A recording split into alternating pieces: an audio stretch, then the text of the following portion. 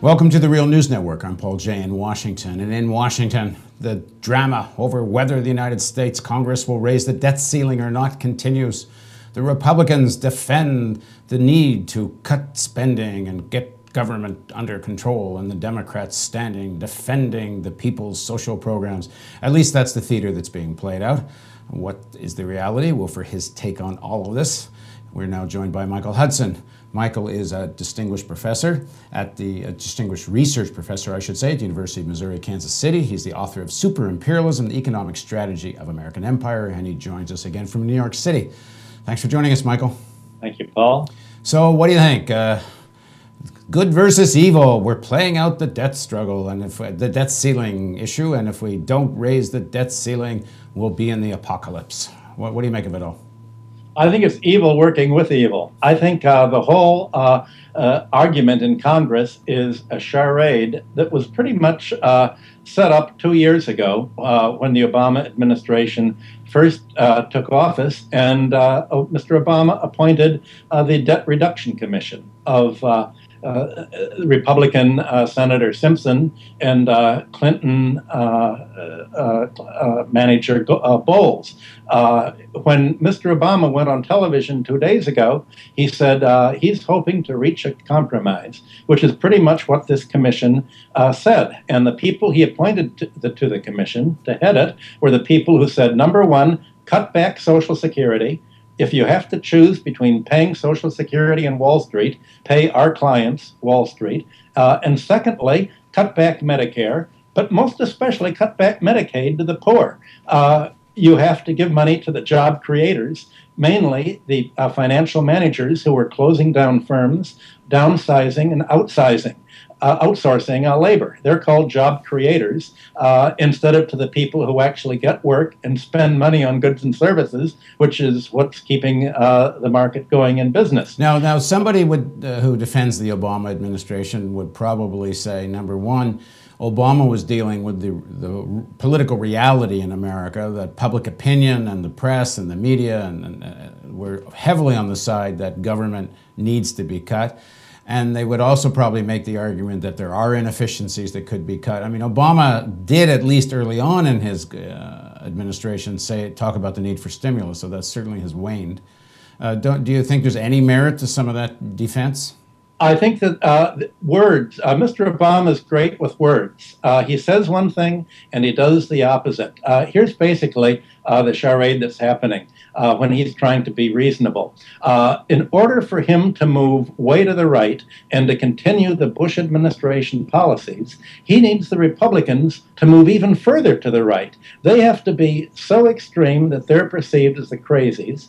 And then Mr. Obama can say, look, they will give Mr. Obama room to move way to the right because he'll say, I'm not as crazy as Michelle Bachmann. I'm not as crazy as Boehner. I'm not as crazy as the Republican leaders, but they were going to close down the government, and that would have really hurt us. And we have to we do have to cut what's inefficient. What's inefficient? Paying for poor people in Medicaid. Got to cut it. What's inefficient? Medicare. Got to cut it. What's inefficient? Paying Social Security. What is efficient? Giving $13 trillion to Wall Street for a bailout. Now, how on earth can the administration say in the last 3 years we've given $13 trillion to Wall Street, but then in between 2040 and 2075, we may lose $1 trillion, no money for the people? That is absolutely crazy. So when we talk about public opinion, we're talking not about public opinion that watches your Real News Network. We're talking about the public opinion of Fox TV and sort of the echo chamber that says that presents the financial sector as job creators rather than job destroyers. Well, what do you think are the real repercussions if, let's say, they don't raise the debt ceiling now in August? Let's say Obama calls the Republicans bluff, because it seems to me it is quite a bit of a bluff, seeing as the U.S. Chamber of Commerce has told the Republicans they have to vote in favor of raising the debt ceiling. It's kind of hard to believe that in the long run the Republicans are going to defy the business and banking community. But let's say they play this out and Obama says, okay, we're not going to savage government spending the way you want us to, and if you want to force us into this quote unquote abyss, we'll go there because it's on you. So what is the abyss? I mean, is this really such a serious issue? It's not about the abyss at all. It's not about the debt ceiling. It's about making an agreement now under an emergency conditions. You remember what Obama's staff aide, Rahm Emanuel, said. He said, a crisis is too important to waste. They're using this crisis as a chance to ram through a financial policy, an anti-Medicare, anti-Medicaid, anti-selling out Social Security that they could never do under the normal course of things. They're using this to stampede the Democrats. Yeah, I understand the point. What I'm saying is whether Obama would want an alternative policy or not. What if he says to Republicans, "Okay, do your worst. We're not going to go down this road." What would be the repercussions of him saying that? I mean, I think the Republicans personally would more or less cave in because they're not going to defy the whole business community. But let's say, so what happens? So they don't raise the debt ceiling. So what happens next? Then obviously they have to cut back some kind of government spending. What are they going to cut back? They're not going to cut back the war in Libya. They're not, because they have to cut back because they can't borrow more. That's the point you're making. Right. They're going to have to decide what to cut back.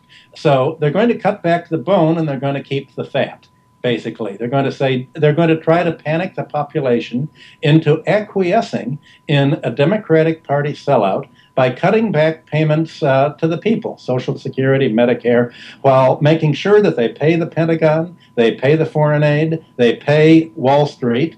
Yeah, but I hear you, but what I'm saying, what could be an alternative policy? For example, don't raise the debt ceiling. Number two, raise taxes on the wealthy. Number three, cut back military spending. I mean, there are ways to do this without having to borrow more money, aren't there? Of course. There's no need at all. Of course, they'd first of all, the Federal Reserve can basically print money, and whether they count this as the debt or not, they can say this is off-balance sheet activity. They could technically sell Treasury bonds to themselves and say this is not. They could do Enron type accounting if they wanted to. But of course, there probably is some of that going on anyway. But go on. Of course, they could cut back the fat. Of course, what they should do is change the tax system. Of course, they should get rid of the Bush tax cuts. And the one good thing in President Obama's speech 2 days ago was he used the term spending on tax cuts. So that's not the same thing as raising taxes. He said, let's cut spending by cutting spending on tax cuts for the financial sector, for the speculators who count all of their income that they get, billions of income, as capital gains taxed at 15% instead of normal income at 35%. Let's get rid of the tax loopholes that favor Wall Street. This is, I guess, the point you were making at the beginning of this segment. Obama has bought into the only solution is some form of cutting.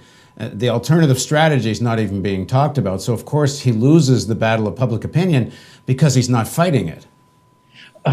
That's correct. And that shows where his actual beliefs are. Lawyers very rarely understand economics anyway. But Mr. Obama has always known who has been contributing primarily to his political campaigns. We know where his loyalties lie now. And basically, he promised change because that's what people would vote for, and he delivered the change constituency to the campaign contributors. Thanks for joining us, Michael. Thanks a lot, Paul. Thank you for joining us on the Real News Network.